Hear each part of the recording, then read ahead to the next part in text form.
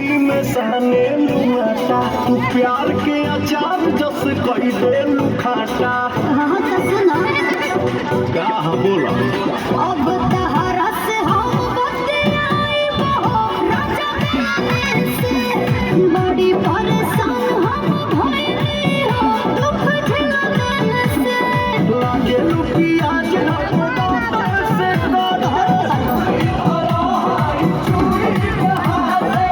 धनी हो सब धन तहरे